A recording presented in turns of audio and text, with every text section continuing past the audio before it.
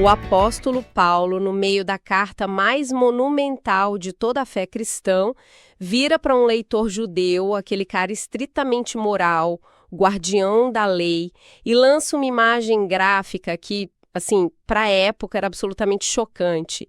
Ele essencialmente diz o seguinte: se esse indivíduo que tem a marca da aliança quebra a lei de Deus de forma deliberada, do ponto de vista espiritual perante o tribunal de Deus, é como se subitamente crescesse um prepúcio nele. A circuncisão sagrada se reverte do nada. Do nada em incircuncisão. E a gente precisa entender que essa imagem não é só gráfica. No contexto do primeiro século, ela é brutal, sabe? Pensa comigo. A circuncisão era a fronteira final. Era aquele marcador indelével na carne que definia com clareza quem pertencia ao povo da aliança e quem estava do lado de fora. Exato, era a garantia. Sim. E o que Paulo faz aqui não é só um exagero retórico para chamar a atenção. É uma desconstrução visceral de todas as fronteiras religiosas visíveis. Ele pega o mundo religioso da época, chacoalha e vira de cabeça para baixo, dizendo que emblemas externos não têm poder de barganha nenhum diante de Deus. E é exatamente para o centro dessa desconstrução que o nosso estudo aprofundado se volta hoje. Para quem acompanha a nossa jornada aqui em Theology Brain capítulo por capítulo, sabe que nosso propósito é destrinchar o texto bíblico fugindo daqueles clichês fáceis. A gente quer profundidade exegética. E fugir do jargão desnecessário também, né? Com certeza. E a missão desse nosso mergulho nas fontes hoje é desbravar esse intrincado e eu diria até perigoso capítulo 2 da Carta aos Romanos. Só para a gente se situar no mapa, no capítulo 1, Paulo pintou aquele quadro sombrio, condenando a humanidade gentílica pela idolatria e por toda aquela degradação moral. E enquanto o leitor moralista estava lá, sabe, aplaudindo de pé essa condenação dos pagãos, Paulo estava na surdina armando uma armadilha retórica formidável. O alvo do capítulo 2 passa a ser exatamente o cara que disse amém no capítulo 1. É um bote perfeito. E o que torna essa virada literária tão brilhante é o gênero que Paulo decidiu usar aqui. Os acadêmicos chamam isso de diatribe. Que é um estilo clássico de debate, certo? Isso, muito comum nas escolas filosóficas antigas e nas sinagogas. É como se Paulo estivesse dialogando com um oponente imaginário ali na frente dele. Ele levanta objeções antes mesmo da pessoa falar, dispara perguntas retóricas cortantes e vai encurralando o adversário aos poucos. Sabe o que me lembra muito? Aquela tática dos profetas no Antigo Testamento. Tipo o profeta Amós. Ele começa o livro dele pronunciando um monte de juízos terríveis sobre as nações inimigas ao redor. Todo mundo em Israel deve ter adorado a mensagem inicial. É isso aí, acaba com eles. E aí, no clímax, ele vira o canhão profético e aponta direto para o próprio povo eleito. Ou aquela história clássica de Natã com o rei Davi, a parábola da ovelha roubada. Perfeito. Natã conta a história, extrai a condenação da própria boca de Davi, que fica furioso com o homem rico da historinha, e aí Natã dá o golpe fatal. Você é o homem. E Romanos 2 é exatamente o momento você é o homem, endereçado direto para a arrogância religiosa. Mas antes da gente abrir o texto versículo por versículo, nós temos aqui na mesa uma pilha de comentários de peso, como sempre fazemos, e a gente precisa mapear o DNA desses estudiosos. Para quem nos ouve, é vital entender qual é a lente teológica de cada comentarista, porque é isso que explica por que mentes tão brilhantes leem o mesmo versículo grego e chegam a conclusões tão diferentes. Fundamentais essas lentes. Vamos começar pelo Douglas Moo. Qual é a praia dele aqui? O Douglas Moo opera com uma lente reformada clássica, bem sistemática. A grande preocupação dele neste capítulo é criar um contraste absoluto entre a justificação pela fé e uma coisa que ele chama de nomismo pactual. Pausa rápida. Nomicismo pactual. Traduz isso para quem não está com o dicionário teológico na mão agora. Basicamente, é a ideia de nascer no clube certo, ter a carteirinha do clube, então a pessoa está salva desde que tente seguir as regras. É isso. Exatamente isso.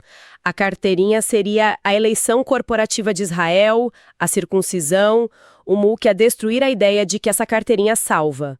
Como resultado, o Moo tende a ler as exigências duras de obediência à lei em Romanos 2 como cenários quase sempre hipotéticos. Para ele, Paulo está dizendo, olha, a lei exige perfeição. Vocês conseguem? Não. Então corram para a graça. A função da lei aqui pro Mu é, em última análise, levar ao desespero. Entendi. O Mu fecha as saídas. E o Thomas Schreiner? Ele é o nosso segundo comentarista. A força do Schreiner é a exegese histórico-gramatical. Mas ele tem uma ênfase belíssima e contínua na teologia da Nova Aliança. Ao ler Romanos 2, ele rastreia os ecos do Antigo Testamento o tempo todo. E diferente do Mu, o Schreiner argumenta que quando Paulo fala de obediência aqui, ele não está criando um cenário hipotético impossível. Ele está falando de uma obediência real. Uma obediência real, mas, e esse é o pulo do gato, uma obediência que só é capacitada pela ação do Espírito Santo. Maravilha! E fechando o nosso tripé, temos a Beverly Roberts Gaventa, e eu confesso que, como estudiosa, a abordagem dela me pegou bem de surpresa, porque ela foge dessa mecânica tradicional protestante que a gente está acostumado a ler. Totalmente. A Gaventa traz uma perspectiva apocalíptica e muito focada na retórica.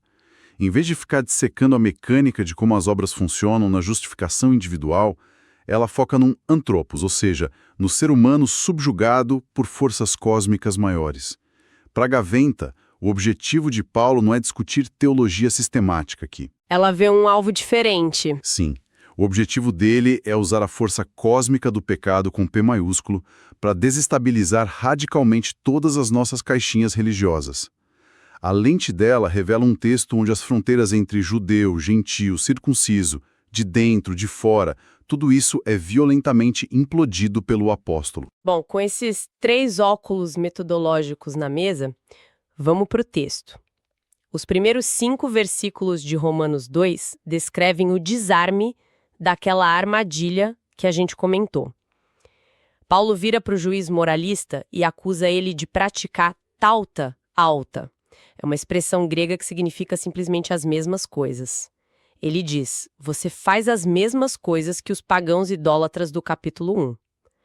E aqui surge um nó na cabeça de qualquer um, né? Sem dúvida. Como a gente pode afirmar que uma pessoa com um padrão moral altíssimo, que vai à sinagoga, que abomina estátuas de deuses romanos, está fazendo as mesmas coisas que as nações corrompidas? É uma acusação bem pesada. E é aqui que os nossos comentaristas começam a divergir brilhantemente. O Mu sugere que a gente não deve procurar uma simetria de atos literais. Ele diz que os pecados devem ser analisados pelas suas categorias morais essenciais. Deixa eu ver se peguei a ideia do Mu. O cara religioso pode nunca ter se curvado fisicamente diante de uma estátua de Júpiter num templo romano, mas se ele coloca a conta bancária, o status ou o próprio orgulho no trono do coração dele, a idolatria é da mesma natureza. É uma correspondência na intenção, certo? Exatamente. A idolatria muda de vitrine, mas o produto é rigorosamente o mesmo. Agora, o Schreiner vai por um caminho um pouco diferente. Ele manda a gente olhar lá para o final do capítulo 1. A lista de pecados dos pagãos não é só assassinato e orgia. A lista tem malícia, fofoca, arrogância, discórdia e inveja. Nossa, ou seja, coisas que, infelizmente, a gente encontra aos montes nas comunidades religiosas até hoje. Pois é. O Schreiner aponta que o foco do versículo 5 é o coração duro e impenitente. A grande tragédia que Paulo aponta é o auto-engano do judeu religioso. Ele descansa de forma tão presunçosa no seu status de aliança, na sua carteirinha sagrada, que ele acha que a paciência de Deus com os pecados menores dele é, na verdade, uma aprovação divina da sua hipocrisia. Isso é um soco no estômago. E o que nos leva diretamente para o próximo bloco, os versículos 6 a 11, que é basicamente o coração teológico dessa primeira metade do capítulo. Aqui, Paulo invoca um princípio claríssimo do Antigo Testamento. Deus é o juiz imparcial que retribuirá a cada um segundo as suas obras. E é muito legal notar que o texto original tem uma estrutura muito específica aqui, um quiasmo. Sim, um quiasmo muito elegante, por sinal.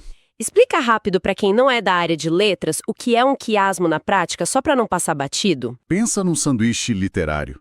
O autor organiza as ideias de fora para dentro. Ele fala de um assunto A, depois B, depois C. Aí ele inverte no meio do texto, Fala de C de novo, depois B, depois A. O recheio principal, a ideia mais importante que ele quer destacar, fica bem no centro desse sanduíche. E aqui o recheio é justamente a imparcialidade de Deus. Ele não tem favoritos. Perfeito. E nesse recheio literário, o texto diz que a ira aguarda aqueles que agem baseados em eritheia. Essa palavrinha grega é chave para exegese, traduzida geralmente como ambição egoísta ou partidarismo. É a marca de quem desobedece à verdade. Mas, em contrapartida, olha o problema teológico que Paulo cria para si mesmo no versículo 7. Ele diz que a vida eterna é prometida aos que perseveram em fazer o bem. Peraí, como é que o apóstolo da justificação somente pela fé está dizendo que pecadores recebem a vida eterna baseados em fazer o bem? Bem-vindo à grande encruzilhada de Romanos 2. É aqui que os comentários se dividem de vez, é o divisor de águas. O Mu, como a gente falou lá no início, resolve essa tensão dizendo que Paulo está falando puramente da exigência crua da lei. É um cenário puramente hipotético. Uma condição inatingível. Exato. É como se Paulo dissesse, olha gente, a regra é essa, Deus recompensa a perfeição moral com a vida eterna. Mas, alerta de spoiler para o capítulo 3, ninguém consegue. Para ele, esse texto serve só para aniquilar o orgulho e provar que judeus e gentios estão no mesmo barco furado, precisando desesperadamente de Cristo. Tá, faz sentido na sistemática reformada. Mas me parece que ele esvazia um pouco o peso do que Paulo está dizendo ali no momento, na progressão do argumento. O Schreiner concorda com essa leitura puramente hipotética? Não, o Schreiner discorda fortemente. E ele vem com um argumento muito persuasivo baseado na teologia bíblica de toda a Escritura.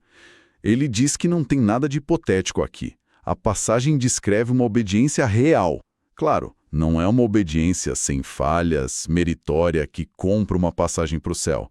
Mas é uma obediência que é o fruto genuíno de um coração que foi transformado. Uma evidência. Isso, para o Schreiner, a obra aqui não é um mérito, mas é a marca visível, a prova palpável de que a fé salvadora estava lá operando. O julgamento é segundo as obras, porque as obras evidenciam de quem a pessoa realmente é. Faz muito sentido, é a prova do pudim. Mas olha só como a complexidade aumenta nos versículos 12 a 13. Paulo joga outra granada na conversa. Ele traz a figura de uns gentios misteriosos que, mesmo não tendo a Torá, a lei escrita de Moisés, eles cumprem os preceitos da lei. Paulo diz que eles mostram que a obra da lei está escrita em seus corações. A grande pergunta de $1 milhão é: quem são esses caras? E essa é a parte onde os nossos 3 teólogos pegam caminhos completamente diferentes.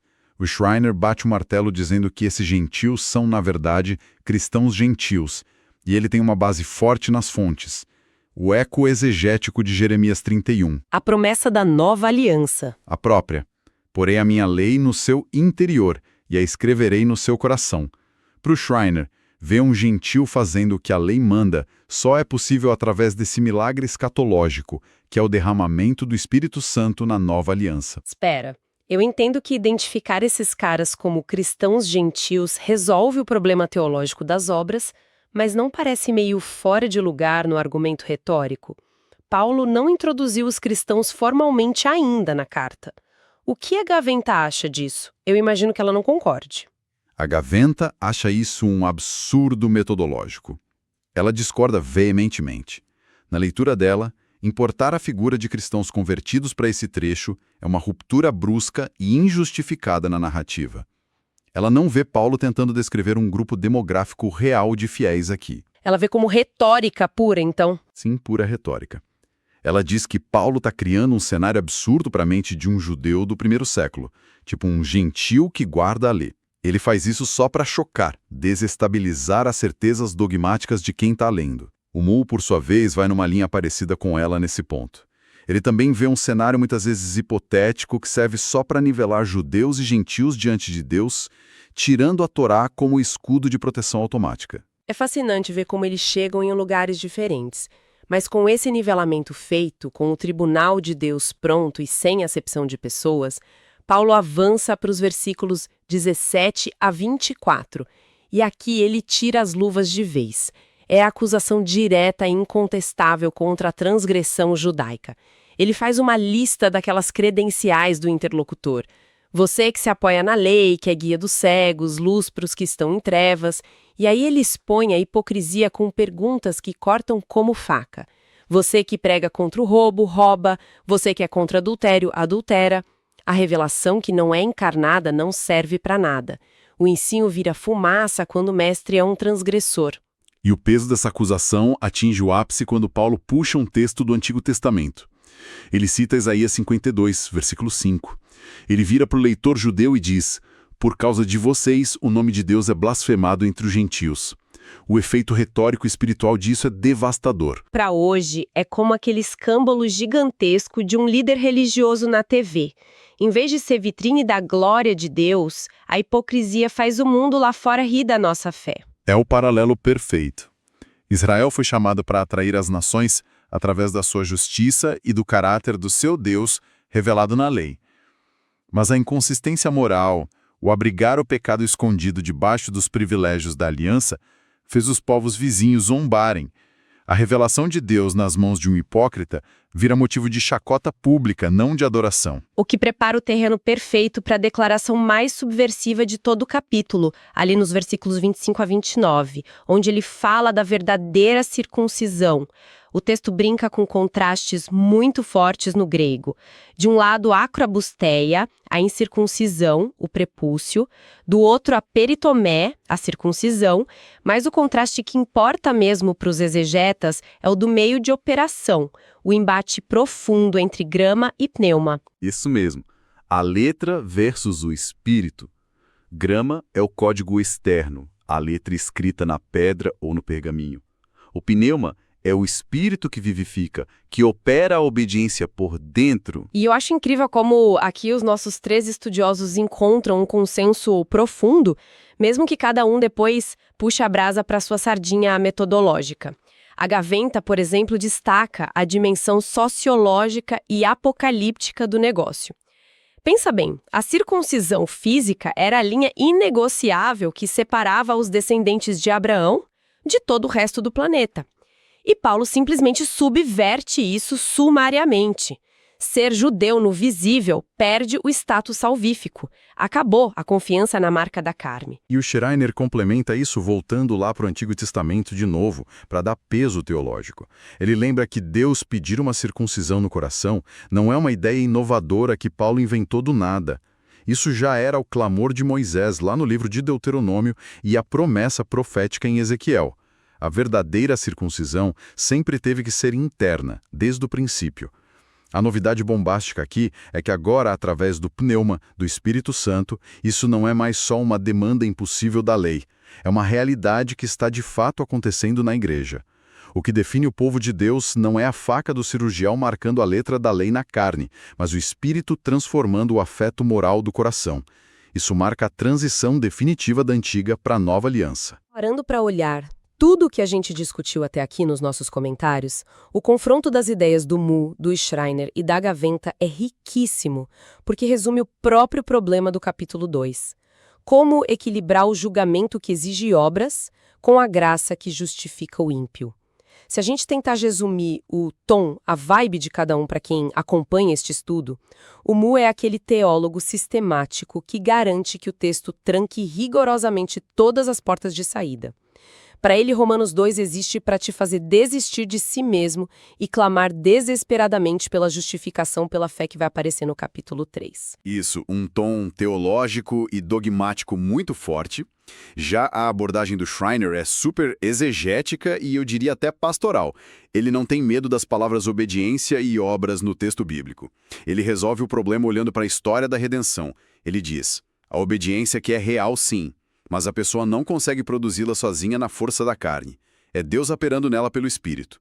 E a Gaventa, com aquele tom provocativo e desconstrutivo dela, não deixa a gente domesticar o texto de Paulo, né?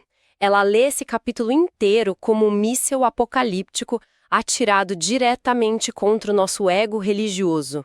O alvo é pulverizar toda e qualquer confiança humana em marcadores institucionais. Exatamente. E quando a gente tenta pegar toda essa riqueza teológica, toda essa tensão exegética que a gente viu hoje, e destilar numa frase só, num consenso que quem nos ouve possa levar para casa, Como a gente formularia a ideia central deste estudo de Romanos 2? Pensa numa tese memorável para a gente fixar.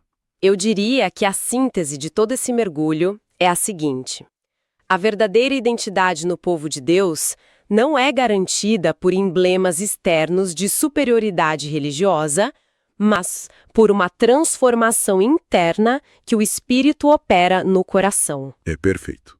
Não é garantida por emblemas externos, mas por uma transformação interna do espírito. E é exatamente aqui, com essa frase na mão, que a gente precisa atravessar a ponte da exegese teórica para a realidade das nossas comunidades e igrejas contemporâneas. Porque, vamos ser muito sinceros aqui, para quem gosta de estudo teológico sério, como as pessoas que acompanham as nossas análises, é muito tentador olhar para aquele judeu do primeiro século que confiava na circuncisão e dar um sorrisinho de superioridade acadêmica. Falar, coitado, ele não entendia as doutrinas da graça. Mas o texto exige que a gente olhe no nosso próprio espelho. E é uma autoanálise muito desconfortável, viu? A pergunta que não quer calar para o nosso contexto cristão contemporâneo é: qual é o nosso nomismo pactual hoje?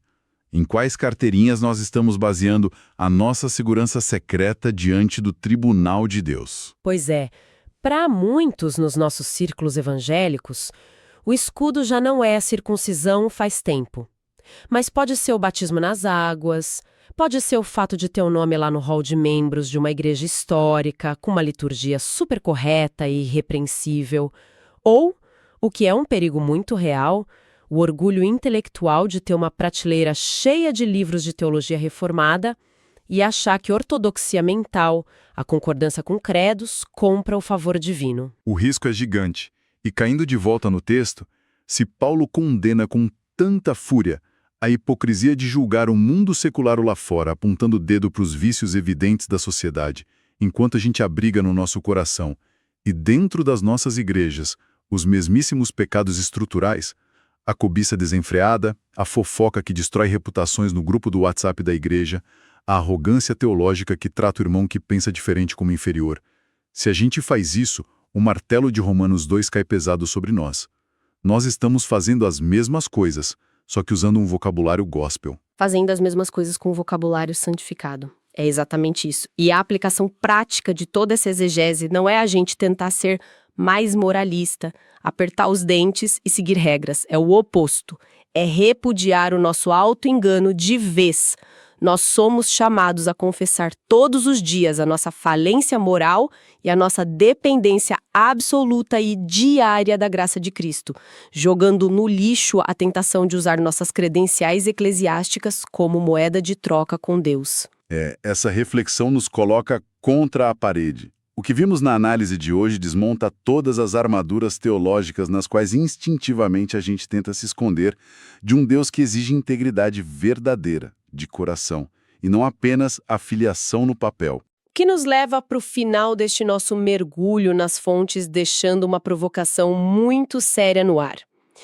Se os nossos diplomas de seminário, se a nossa teologia é impecável e se as nossas práticas de culto bem ordenadas não garantem de forma alguma o nosso status diante do tribunal imparcial de Deus, quais são então os nossos prepúcios invisíveis?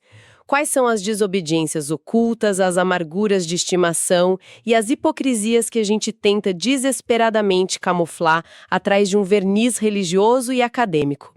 Fica essa pergunta ecoando na mente e no coração de cada um que nos acompanha. É uma desestabilização dolorosa, mas como a Gaventa nos lembrou, totalmente intencional no argumento de Paulo.